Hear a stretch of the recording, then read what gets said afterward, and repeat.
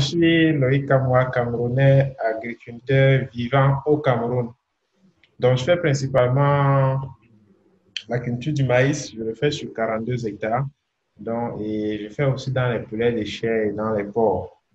Donc, très récemment, je suis auteur d'un livre que j'ai écrit et aussi promoteur d'Agribusiness Academy, qui est un centre de formation professionnelle en agriculture. Donc, voilà ce que je fais et ce qui m'occupe au quotidien. Bon, très récemment aussi, pour ceux de la diaspora qui voulaient bien se former et qui n'avaient pas la possibilité de le faire sur place, j'ai lancé une plateforme où ils peuvent se former déjà en formation vidéo. Donc, je pense que tout au long de nos discussions, je vais les en dire plus et je vais aussi peut-être les poser beaucoup de questions. Ok, super. Donc, moi, je vais juste te poser trois petites questions très générales et après, je Mhm. laisserai la parole aux autres et à toi aussi. Donc, je vais D'accord. d'abord te poser une question sur les différents types de culture. Donc, Mhm. tu disais dans une de tes vidéos que tous les secteurs de culture enfin, que tous les secteurs de culture sont encore pleins d'opportunités. Et donc, en Afrique, il n'y a pas de culture rentable. Il faut juste choisir une culture et décider de devenir le leader dans cette culture. Exactement. Donc, est-ce que tu peux développer cette idée, s'il te plaît?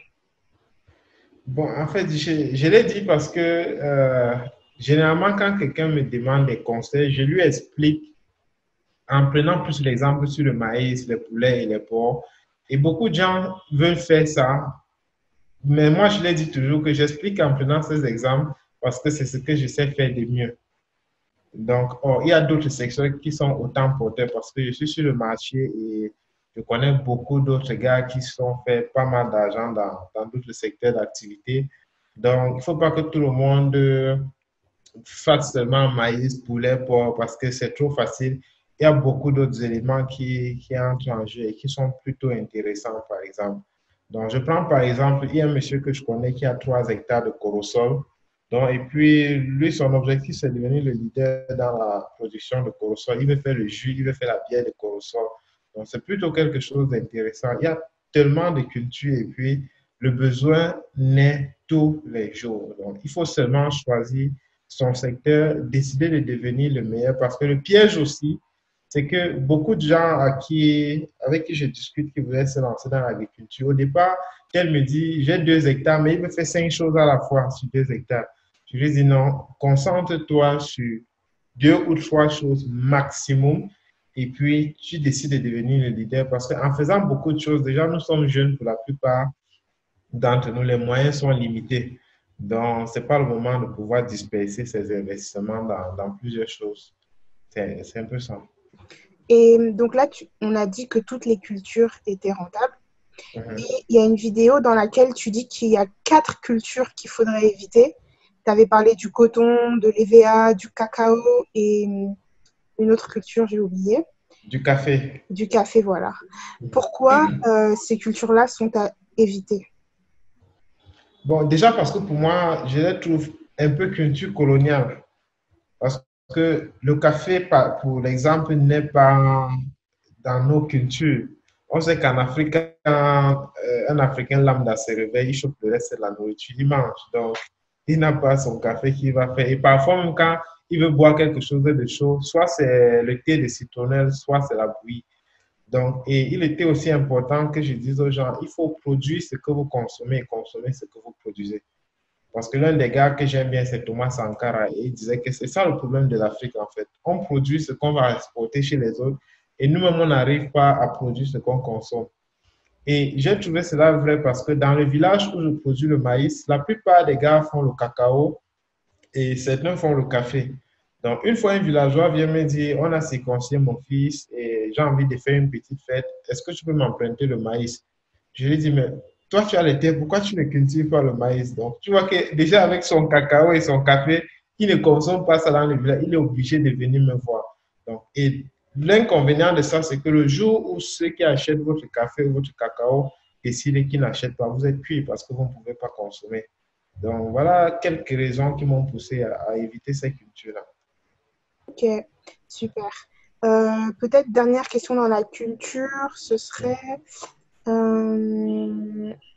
Ouais, non, après, je vais laisser les personnes poser leurs questions en D'accord. fonction de ce Oui. qu'ils aimeraient cultiver.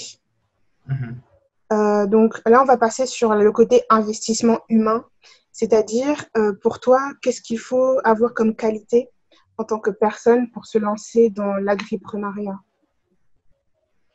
La première qualité, c'est l'endurance.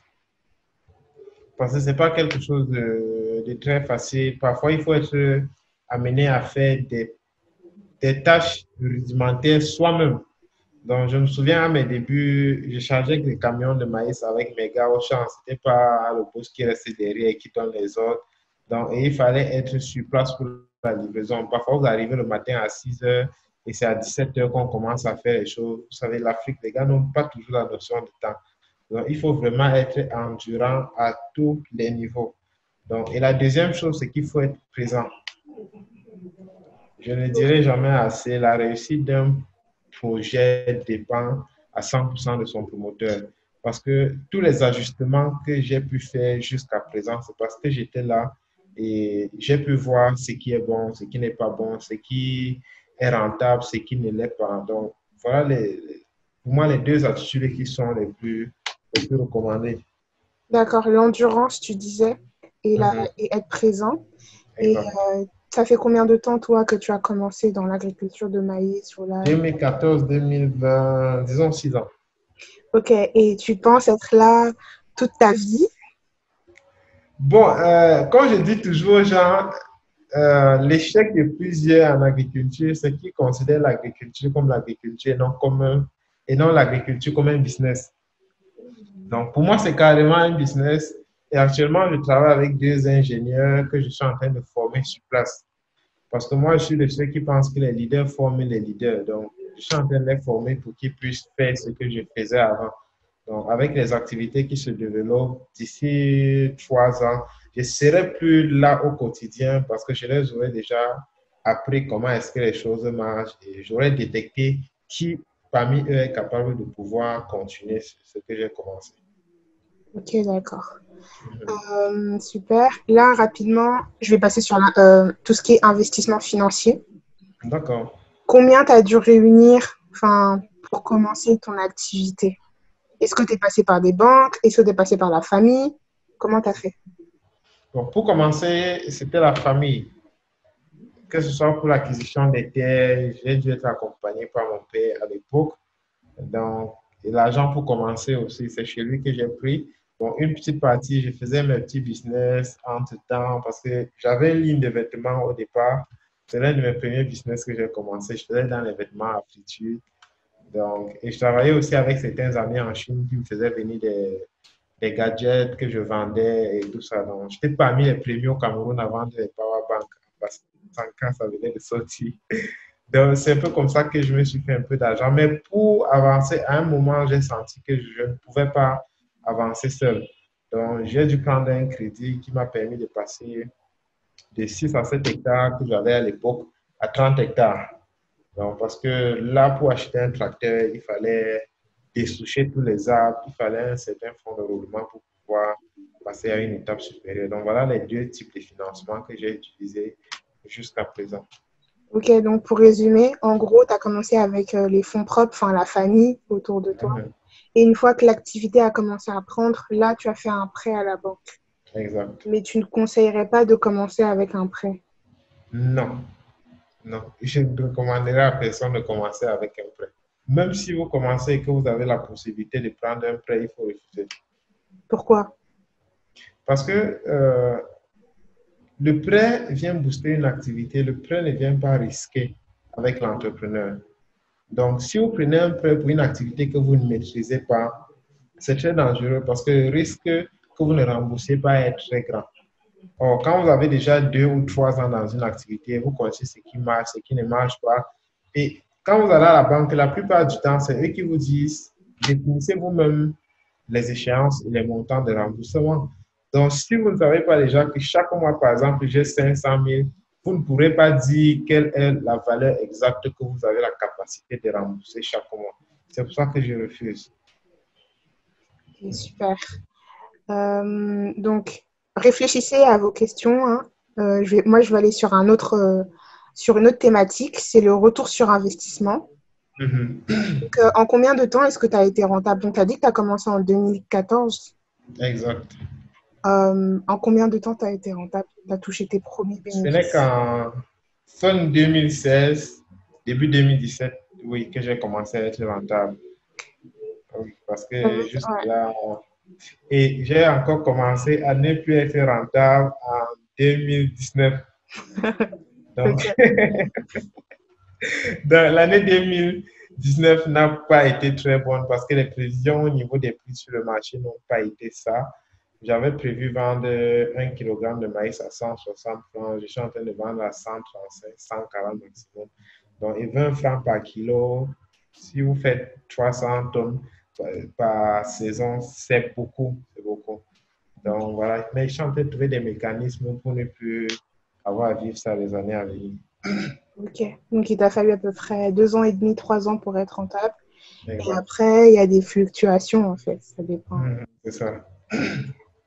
Et dernière grande thématique, après, je vais laisser la parole aux autres, c'est sur, comment dire ça, l'impact de l'agriprenariat, de l'agribusiness sur le développement du continent africain. Donc, comment est-ce que, en faisant de l'agribusiness, de l'agriprenariat, on contribue au développement du continent africain? La première chose, c'est la lutte contre l'exode rural. Aujourd'hui, quand j'arrive dans la concession du village où on m'a accouché et où j'ai passé mon enfance, vous pouvez faire 15 minutes, il n'y a que les bruits des oiseaux que vous suivez. Alors qu'à l'époque, en arrivant là, c'était les enfants qui criaient par-ci, par-là. Donc, tout est en train de devenir vide. Donc, oh, déjà, en faisant l'agriculture, puisqu'on ne fait pas l'agriculture à grande échelle ou à moyenne échelle en ville, donc si on le fait dans les villages, ça veut dire qu'on retient déjà une certaine quantité de villageois au village. Donc, chez moi, par exemple, j'ai un campement qui a 26 personnes qui vivent sur place. Donc, c'est déjà un petit village avec des petits commerces qui vont de part et d'autre. Donc, ça, c'est l'important. Et la deuxième chose aussi, c'est que ça permet que les choses ne soient pas très chères en ville. Parce que si tout le monde part en ville et que personne ne produit, finalement, la tomate qui coûtait peut-être 100 francs le tas va coûter 300 et puis 500 francs. Donc voilà pour moi les deux avantages qu'on a. Et donc, pour toi, s'investir dans l'agribusiness, c'est une réelle opportunité ou pas? Oui, moi je dirais c'est l'opportunité de l'heure. Oui, parce qu'avec les plateformes que j'ai en ligne, c'est tout le monde qui veut investir. Et pour prouver que c'est l'opportunité de l'heure, quand d'autres pays viennent en Afrique investir, ils n'achètent pas les petites parcelles. Les gars sont dans les 5 000, 10 000 hectares qu'ils achètent parce qu'ils savent que c'est quelque chose de grand. Et d'ici 2050, on sera 2,2 milliards d'habitants. Donc, je dis souvent aux gens, regarde le marché dans lequel tu es là, l'embouteillage qu'il y a, il y aura ça fois deux. Donc, et c'est des bouches qu'il faudra nourrir. Et si on n'est pas préparé, on risquera de se faire nourrir par d'autres pays. Et je pense que l'un de vous a dit en se présentant que c'est celui qui a la nourriture qui contrôle tout. Donc, ça veut dire que même d'ici 2050, on sera toujours en train de tendre la main. Donc, pour moi, c'est une opportunité non seulement de nourrir le continent, mais de permettre qu'on soit indépendant sur le plan alimentaire, très important. Ok, d'accord. Mhm. Dernière question sur toi. Euh, Mhm.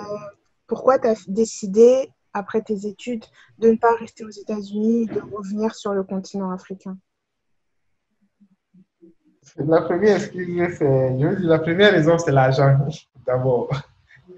Parce que j'ai toujours été money-minded. Même quand j'étais aux États-Unis, j'ai acheté beaucoup de livres sur Donald Trump, Robert Kiyosaki, tout ce qui concernait la finance, Warren Buffett et tout ça. Et dans mes lectures, j'ai compris que l'opportunité, c'est là où il y a les problèmes. Donc, quand je suis arrivé aux États-Unis, j'avais quelques idées de business qui étaient plutôt compliquées à installer parce qu'on a déjà presque tout fait. Donc, et le déclic que j'ai eu, c'est qu'une fois, pendant qu'on était en classe, on faisait, je pense, c'était cours d'introduction au business. On a demandé en TP d'imaginer un produit qui n'a pas encore été inventé donc, et de faire un mini business plan sur ce produit-là. Donc, à la fin, du coup, les gars partaient des chewing-gums qui développent le cerveau aux applications qui permettent de faire ceci ou ça. Il y avait toujours un gars qui levait le doigt dans la salle pour dire qu'on a déjà fait ça. Et puis, à un moment, je me suis dit que mais c'est quel pays ça où on a déjà tout fait? Décidément, moi, je ne peux plus rien créer de nouveau ici. Donc, il faut que je rentre en Afrique pour pouvoir faire quelque chose de grand. Et aussi, j'ai eu un background entrepreneurial. Donc, mon père, lui, il est entrepreneur. Et dans ma grande famille en général, même si on n'est pas de très, très grands entrepreneurs comme ceux qu'on estime avoir réussi, chacun a son propre compte. Donc, il y avait déjà ce petit ADN-là que j'avais en moi. Donc, voilà.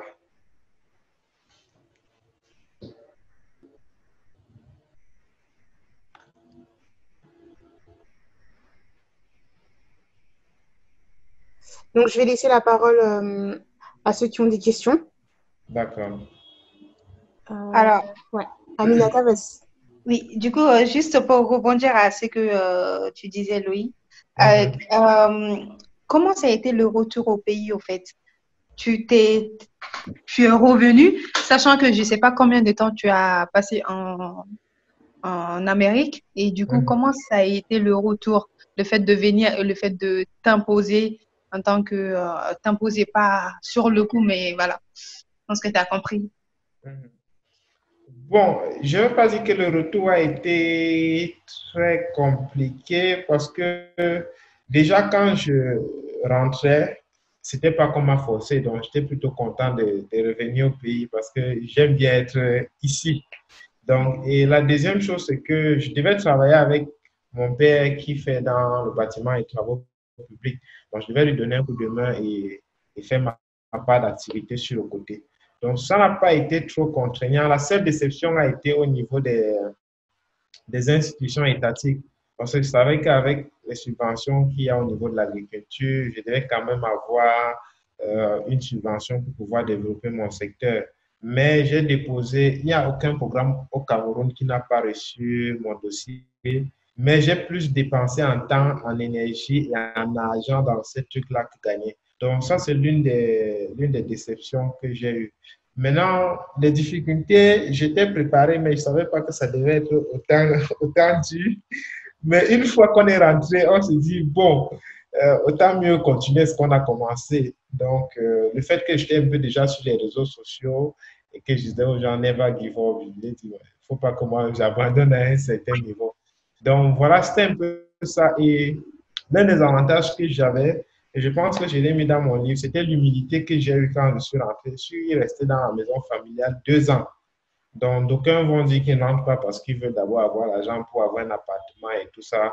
J'ai conduit la voiture de ma mère que je conduis encore jusqu'à aujourd'hui parce que je me suis dit, il faut utiliser ce que j'ai pour pouvoir obtenir ce que je veux. Donc, ce n'était pas très évident, mais j'avais quand même un mindset déjà plus ou moins préparé. C'est vrai que jusqu'aujourd'hui, c'est un peu plus dur que ce que j'avais prévu, mais je suis là. Ok. D'accord, Oui, super. Merci. oui, J'ai d'autres questions, mais je laisse la parole aux autres en attendant. Ok, on va tourner alors. Oui. ok. C'est Gustave maintenant. Merci. Oui, Gustave.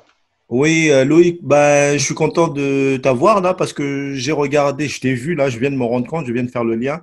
Je t'ai vu récemment dans l'émission Investir au pays sur YouTube. Exact. Ouais, et donc c'est vraiment une sacrée coïncidence que je tombe sur toi aujourd'hui. Beaucoup de gratitude par rapport à ça. Et là, j'ai beaucoup de questions qui me viennent à l'esprit en t'entendant parler. J'ai notamment vu qu'il y avait un Camerounais et en Côte d'Ivoire aussi, pas mal de jeunes qui avaient créé des drones en fait, des technologies locales qui permettent, comment dire, de mesurer l'hydrométrie et de savoir quelle zone du champ a été plus productive et ce qu'il faut faire pour pouvoir avoir un rendement efficient en fait. Donc, est-ce qu'il n'est pas possible d'utiliser ces technologies qui sont déjà disponibles sur le terrain en Afrique et créées par des Africains? Est-ce que c'est le cas déjà? Est-ce que tu as pensé à le faire? Est-ce que tu es au courant de ces inventions? Parce qu'elles sont, à mon avis, très performantes. Je ne les ai pas utilisées, mais est-ce que tu en as entendu parler? Donc ça, c'est un aspect. Ensuite, ce que tu as dit sur l'exode rural, je voulais rebondir dessus en rajoutant qu'il est important en tant qu'Africain qu'on revienne à nos traditions d'une certaine manière. Parce que ce qui fait la force d'un peuple, c'est sa culture, en fait. Et on ne peut pas se développer en empruntant la culture des autres.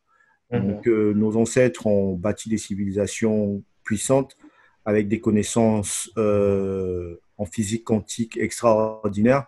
Et c'est dommage de perdre ce savoir en allant s'entasser dans des villes, en fait. Donc, il y a beaucoup de connaissances qui disparaissent comme ça avec l'exode rural et le fait de recréer de la vie dans les villages, de redynamiser l'activité économique dans les villages permet à la fois de gagner beaucoup d'argent et de maintenir certaines traditions en place. Peut-être en les améliorant, mais au moins on les maintient. Donc ça, c'est un deuxième point. Ensuite, il y a les produits séchés. Là, tout à l'heure, avec ma copine, on a consommé des mangues séchées et on était en train de discuter sur le fait de savoir si les produits qui arrivent des pays africains ou d'Amérique du Sud sont, comment dire, conservent leurs nutriments de base parce qu'ils mûrissent en fait dans les bateaux ou ils ne sont pas dans leur environnement naturel. Donc, on arrive avec des produits, on nous donne des produits qui n'ont pas mûri dans les meilleures conditions de température et tout ça. Donc, on mange un peu pour manger, en fait. Donc, est-ce que c'est pas mieux de sécher les produits, de les transformer aussi localement et de penser à l'exportation par la suite? Je pense que ça, c'est un créneau. Les produits séchés, c'est très porteur. Je pense que ça coûte pas cher. On peut sécher les fruits, peut-être comme on sèche le poisson, comme on fait le poisson fumé, par exemple. Je ne sais pas si vous y avez pensé localement là-bas. Et puis, dernier point, je sais que j'étais un peu lent, mais excusez-moi, c'est sur le marché local, comme tu as dit, la population africaine, elle est importante aujourd'hui, elle va l'être encore plus demain. Et par exemple, le Nigeria, j'ai vu, si je me rappelle bien, 2 400 000 tonnes de 2 700 000 tonnes de riz par an de consommés. Et la majeure partie de ces 2 700 000 tonnes vient de l'étranger. C'est exporté. Non, c'est importé plutôt. Et la production locale n'est que de 400 000 tonnes de riz. Donc, il y a vraiment un marché colossal, ne serait-ce qu'à l'intérieur même de l'Afrique, pour les produits africains. Après, il faut voir les conditions d'export. Est-ce que les routes sont là? Est-ce que c'est viable? Voilà quoi, des points que je voulais soulever. D'accord. Bon, en ce qui concerne la question sur le drone, je peux répondre déjà? Oui, bien sûr. Voilà. En ce qui concerne la question sur le drone, pour moi, c'est important, mais l'un des problèmes majeurs de l'agriculture en Afrique, c'est l'irrigation. Donc, je ne peux pas avoir un champ de maïs de peut-être 100 hectares et je ne suis pas déjà sûr de l'apport en eau et je me préoccupe déjà de est-ce que c'est bien engraissé, est-ce que telle partie a reçu les insecticides ou pas. Parce que si tous ces paramètres avec les drones sont étudiés et qu'il n'y a pas d'eau, pour moi, ça ne sert à rien. Donc, le premier problème majeur de l'agriculture, c'est d'abord l'apport en eau. Maintenant, quand on a résolu ce problème et qu'on est sûr que les plantes auront les quantités d'eau nécessaires, maintenant, on peut chercher à évaluer je vais dire quoi, si telle superficie est bien en forme que telle autre superficie. Donc voilà ce que je pense. Et aussi, pour moi, je pense que c'est un peu précipité pour l'Afrique. Parce que c'est vrai, on parle du numérique et tout ça, mais il y a des choses basiques qu'on n'a même pas encore atteintes. Récemment, je cherchais le matériel d'irrigation goutte à goutte et par inspection. Je vous assure, au Cameroun, il n'y a pas de magasin qui vend ça. Donc, vous voyez, donc penser au drone, c'est bien, mais il faut déjà savoir qu'au niveau basique, là, il y a des choses qu'on n'a pas. D'accord. Donc, maintenant, au niveau des produits séchés, c'est une belle opportunité. Et comme je disais au début, il faut juste choisir son couloir et décider d'être le leader dans ce couloir-là. Donc, c'est un gros marché. Bientôt, la période des mangues va arriver. On va vendre un seul de 15 litres de mangue à 1000 francs. Donc, et ça, c'est pour pas quand on achète, parce que si on n'achète pas, le reste, lui, il va à la poubelle. Pourtant, on peut le conserver de manière séchée et puis on l'exporte. Donc, c'est plutôt une belle opportunité pour tout type de fruits. C'est une belle opportunité, mais il faut choisir ce créneau-là et rester sur ça, décider d'être le meilleur et puis ça va aller. Donc, maintenant, en ce qui concerne le riz, la problématique du riz en Afrique est plutôt complexe hein, parce que on a tellement de terres, on a tellement de potentiel, mais on n'arrive pas à cultiver. Mais je pense que pour moi, le problème majeur, c'est au niveau du politique. Donc, parce que nous sommes dans un environnement où si on fait ce, il y a certaines filières agricoles que si le politique ne met pas un point d'appui là-dessus, on ne peut pas avancer. Donc, par exemple, l'une des raisons pour lesquelles le prix du maïs était bas au Cameroun cette année, c'est qu'il y a eu beaucoup d'importations de maïs, par exemple. Donc, vous voyez qu'à un moment, ça ne dépend plus trop de nous, mais il faut qu'à un niveau, l'État impose un quota et ils disent, OK, si on exporte peut-être 240 000, il faut que l'année, si on n'exporte que peut-être 200 000, après 10, 150, après 10, 100, jusqu'à ce qu'on soit indépendant de manière alimentaire. Et le riz camerounais, tous ceux qui parlent du riz en tant qu'experts disent qu'il est même meilleur que les riz qu'on reçoit à l'étranger. Mais pourquoi est-ce qu'on ne le produit pas localement? C'est la question à 1 million d'euros. Je ne peux pas répondre. Ok, super, merci. Et là, il y a Luzianda qui a posé une question dans le chat, c'est comment faire pour accéder à la formation? Donc, comme il est à Paris, je pense qu'il parle de la formation en ligne. D'accord. Je ne sais pas s'il y a une possibilité d'envoyer, mais je vais t'envoyer le lien de la plateforme à la fin de cette rencontre et puis peut-être que tu vas les partager. Ça. Je ne suis pas habitué avec Zoom, donc tu vas m'aider à faire ce travail-là. Okay. Mais la plateforme, c'est www.secocha.com. En fait, Secocha, ça veut dire les codes de la terre en mon dialecte. Super.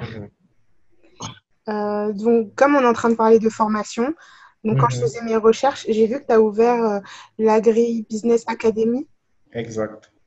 Et en fait, c'est quoi? Tu apprends donc aux Camerounais ou pas qu'aux Camerounais, aux personnes qui sont sur le continent africain et qui viennent au Cameroun, la culture. Tu fais quelle culture? C'est sur combien de temps? D'accord. Bon, déjà, j'ai ouvert le centre parce que j'ai eu un problème et je me suis rendu compte que beaucoup de gens avaient le même problème. Donc, j'ai recruté des ingénieurs qui étaient plutôt chers au début, mais ils n'avaient pas la technicité. Donc, il y avait aussi d'autres gens qui voulaient bien lancer des projets agricoles, mais ils voulaient les techniciens pratiquants. Donc, les gens qui font 5 ans, ils sont parfois exigeants financièrement et ils n'ont pas cette pratique au quotidien-là. Donc, je me suis dit, comment est-ce que je fais pour créer un environnement où, en 1 an, on peut former quelqu'un qui est prêt dans son domaine. Donc, c'est pour ça que j'ai créé Agri Business Academy et là, on a les filières de production animale, production végétale, mécanisation agricole et gestion de projet. Donc, et les formations durent 1 an, pourquoi? Parce que je n'ai pas voulu, ce n'est pas une filière d'ingénierie, c'est des formations pratiques. Donc, et les apprenants sont hébergés sur place parce que j'ai fait construire des chambres avec lits, tables et chaises d'études. Donc, si quelqu'un dit par exemple qu'il fait production animale, il y a les porcs, il y a les chèvres, il y a les lapins sur place. Donc, 20% de théorie, 80%, il est dans les fermes et puis en 1 an, il est sûr que peut-être il ne va pas être un ingénieur où il peut faire certaines analyses, mais au niveau de la pratique, et c'est ce dont on a besoin au quotidien, il peut quand même donner son avis là-dessus. Donc, pareil pour ceux qui font production végétale, il y a les champs de maïs, j'ai fait faire un verger sur place, je fais aussi dans la production des maraîchers. Donc, eux, au quotidien, ils apprennent à travailler là-dessus. Mais celui qui prend la formation en ligne, vu qu'il ne peut pas être dans la pratique, ça se passe comment pour lui? Bon, actuellement, en ligne, les formations, la spécialité de la formation, c'est que ce ne sont que des producteurs qui forment, en fait. Donc, en ce qui concerne, par exemple, la formation en production, je veux dire quoi, en culture de palmiers à huile. Donc, nous sommes allés dans un champ avec quelqu'un qui fait dans cette culture-là, et puis il explique des A à Z avec toutes les étapes. Donc, maintenant, ta question, elle n'est pas la première. Il y a beaucoup qui disent ça, comment est-ce que je fais donc moi qui suis ici. Donc, je suis en train de vouloir faire une formation hybride. Donc, déjà, ceux qui sont à la diaspora et qui viennent souvent ici pour 1 mois, 2 mois, ils peuvent venir sur place dans le centre, faire peut-être 5 jours ou une semaine. Mais déjà, s'étant formés en ligne, ils ont déjà certaines notions. Donc, on va juste te dire qu'en fait, quand on te parlait de telles choses-là, voici ça, voici ça, voici ça. Et puis, au sortir de là, il sera mieux formé. Ok, super intéressant. Mhm. Quelqu'un a une question? Ok, David, Oui. je peux aller? Oui, Oui, après, David. vas-y David et après Aminata. Ok, ma question est celle-ci. Pratiquement tous, on est de la diaspora, ce que je vois. Et ma question est de savoir, avant de se lancer dans un projet d'agriculture au pays, faut-il déjà avoir, je sais pas, une culture précise, comment dire, avoir déjà les idées très claires, du genre je rentre pour faire ceci ou cela, ou bien faut-il rentrer pour un certain temps, analyser le terrain, analyser le marché et décider sur la base de ça quoi faire. Bon, bref, quelles sont les conditions minimales à avoir avant de se lancer dans ce genre de projet? Je ne sais pas si je me suis expliqué. Oui, oui, c'est bon. En fait, pour moi, je pense qu'il faut déjà au préalable savoir ce que tu rentres faire, mais être préparé à des ajustements. Parce que le terrain, ce qu'on pense, surtout quand on est au niveau de la diaspora, peuvent, je ne veux pas dire contraire, mais peuvent ne pas être des réalités sur place, par exemple. Donc, vous pouvez décider de rentrer parce que vous voulez faire le maïs. Vous vous rendez compte que le maïs n'est pas peut-être autant rentable ou que le marché n'est pas ce que vous vouliez faire. Vous ajustez, vous passez à une autre culture. Donc, mais déjà, avant de rentrer, il faut savoir que je rentre faire telle ou telle chose. Parce que l'avantage quand vous êtes au niveau de la diaspora, c'est qu'il y a beaucoup d'équipements là-bas. Donc, si vous ne savez pas déjà ce que vous rentrez faire, il peut y avoir des équipements que vous aurez dû acheter avant de revenir avec, que vous n'allez pas le faire. Donc, il faut déjà être assez fixé. Et c'est pour ça que l'un des conseils que je donne aux gars de la diaspora, c'est de ne jamais faire plus d'1 an sans retourner dans son pays natal. Parce que sinon, on sera dépaysé. Donc, il faut toujours rentrer au moins 1 mois ou 2 mois chaque année pour pouvoir causer avec la famille, les amis, aller dans les marchés, visiter les nouveaux restaurants, savoir ce qui se passe. Comme ça, le jour où vous voudriez rentrer, ce ne sera pas que vous allez venir avec un projet qui a déjà été implémenté il y a de cela 5 ans. Ok, merci. Alors, du coup, je pose une question pour savoir, tu as dit que c'est pas, on va dire que c'est pas conseillé. Est-ce que pour toi, c'est possible? Est-ce qu'on peut retirer quelque chose là-dedans si, par exemple, je suis ici et que je veux faire un projet agricole ou avicole au pays, mais étant ici à distance? En fait, je ne veux pas dire que c'est impossible, mais c'est très compliqué. Parce que, comme Warren Buffett dit souvent, l'une des choses les plus rares sur la planète, ce n'est pas l'eau, mais c'est la confiance. Donc, il y a beaucoup d'histoires que des gens ont racontées parce qu'ils sont fait arnaquer par-ci, par-là. Donc, c'est ça que je veux éviter en fait. Parce que le fait qu'on trouve notre frère, notre soeur ou bien notre propre parent ne garantit pas que le projet va réussir. Donc, et même au-delà de ça, même si la personne vous fait confiance, je ne suis pas sûr que mon père aurait mené ce projet où il est actuellement si je l'avais laissé diriger le projet. Donc, c'est mon projet, c'est moi qui comprends où est-ce que je vais avec. Donc, il est important que je sois là au quotidien pour que les choses avancent. Donc, c'est possible, mais c'est plutôt compliqué. Donc, et c'est aussi très compliqué parce qu'au niveau de la gestion d'argent, comment est-ce que ça se fait, par exemple? Donc, moi, quand il faut vendre, c'est moi qui vends parce que c'est moi qui paye l'argent. Donc, il y a les poulets où je fais souvent les prévisions, je vais vendre un poulet à 2300. Et la période là, il y a venu sur le marché, je vends à 2700. Donc, si vous mettez quelqu'un sur place et que vous allez faire les prévisions à 2300, est-ce que c'est sûr que si la personne vend à 2700, vous aurez le surplus qu'il y a au-dessus? Donc, c'est plutôt compliqué. Donc, il y a beaucoup de mensonges que les gars sortent souvent à la fin, ils vont te sortir les taux de mortalité. C'est plutôt compliqué quand on n'est pas là. C'est possible si on a la place de trouver quelqu'un. de confiance et qui posent notre question. Mais c'est tout aussi compliqué. D'accord, ok, merci. Tu sais que, oui, tout d'abord, est-ce que tu proposes une formation avicole aux personnes qui souhaiteraient se lancer dans ce domaine, que ce soit sur Internet ou en présentiel? Et deuxièmement, quels sont les conseils que tu donnerais à une personne lambda qui souhaite se lancer dans ce domaine-là, avicole? Et si la personne doit commencer, par quel nombre, on va dire, le nombre de têtes de...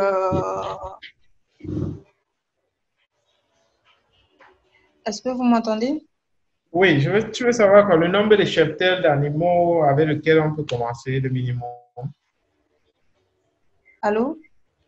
Oui, je t'écoute très bien. Allô? Oui, oui, on t'entend, Oui. Aminata, continue. D'accord. Oui, du coup, j'ai posé deux questions. Je ne sais pas si vous avez entendu ça. Oh, tu demandais qu'est-ce qui... Répète un peu ta question, moi, j'étais un peu perdu là. Oui, le conseil que tu donnes à une personne qui souhaite se lancer dans le domaine avicole, si tu proposes des formations dans ce D'accord. domaine-là Mhm. et le nombre de têtes, par exemple, la personne doit commencer par la quantité de, Mhm. de bêtes. Ok, d'accord.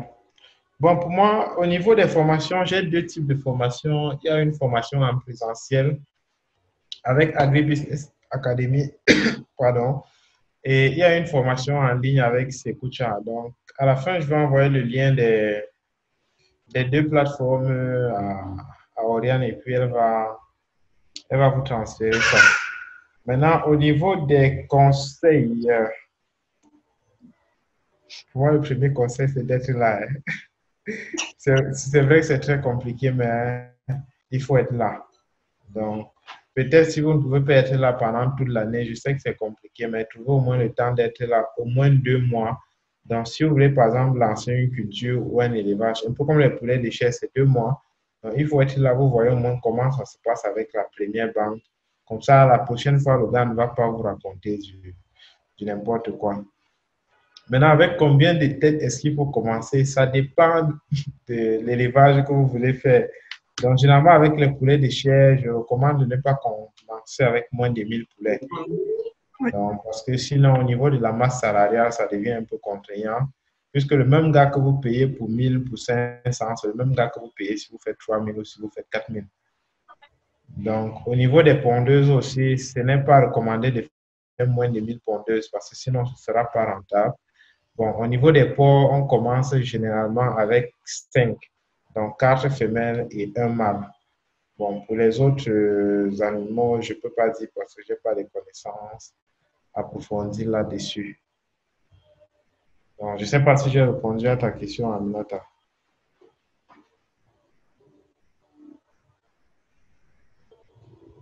Allô? Aminata. Ah oui, pardon, oui, je parlais dans le vide. Je D'accord. disais que si j'ai bien compris, il ne faut Mhm. pas commencer en dessous de 1000 têtes. Ou Oui, en dessous des 1000 têtes. En ce qui concerne les poulets de chair et les pondeuses. D'accord, Mhm. d'accord, pour être rentable. 500 têtes, par exemple, ça peut pas être, c'est Non. moyenne. 60 têtes, ça ne peut pas. Même 500, ça ne peut pas. Parce que au niveau de la dose des vaccins dans les pharmacies vétérinaires, la dose de vaccin minimum, c'est la dose de 500. Donc, si vous faites moins de 500, vous allez payer une dose de vaccin et vous n'allez pas l'utiliser de manière efficiente. Et au niveau du transport, le même transport que vous allez payer pour 500, c'est le même transport que vous allez payer pour 1000. Donc, vous pouvez faire D'accord. même 50 poulets, mais votre coût de production ne vous permettra pas d'être rentable. Et même sur le marché, quand vous allez voir une grossiste, pour qu'elle vienne prendre les poulets dans votre ferme, il faut qu'elle vienne prendre au moins 50, au moins 100. Parfois, il y en a qui viennent prendre même 500 une fois. Donc, si vous faites des petits trucs, eux-mêmes, ils ne seront pas motivés à venir prendre ça. D'accord. Mhm. En gros, c'est comme ce que tu disais, c'est comme dans l'industrie. c'est plus on produit, plus les coûts de fabrication sont bas. Enfin, je sais plus trop. Exactement. Plus on produit, de la moins les coûts production. de production sont élevés. Je Oui. prends l'exemple des poulets. Quand on commande les poulets, ils viennent en carton de 50. Et généralement, les gens qui vendent les poussins d'un jour, ils mettent toujours 51 parce qu'ils prévoient qu'ils peuvent avoir les morts. Donc, imaginez si vous faites 5000 poulets, divisé par 50 plus 1, 1, 1, 1, 1. Donc, vous voyez que ça fait déjà beaucoup. Donc, c'est le même gars que vous payez peut-être 60 000 pour qu'il gère votre ferme. Pour 1000, c'est le même gars que vous allez payer pour 2000. Donc, Ok. là, vous devenez bien plus rentable. D'accord. On va s'arrêter là. Déjà, c'est très enrichissant et on a beaucoup de matière à réflexion. Puis, de toute manière, je vais te laisser le dernier mot, genre nous dire, je sais pas moi, de passer à l'action, qu'on soit pas que dans le blabla, tu vois, parce que on parle de choses très intéressantes, mais il faut qu'on soit aussi dans l'action. Enfin, toi, tu l'es, tu vois, mais nous, j'ai l'impression qu'on réfléchit beaucoup sur ce qu'on veut faire et qu'on devrait plus être dans l'action aussi.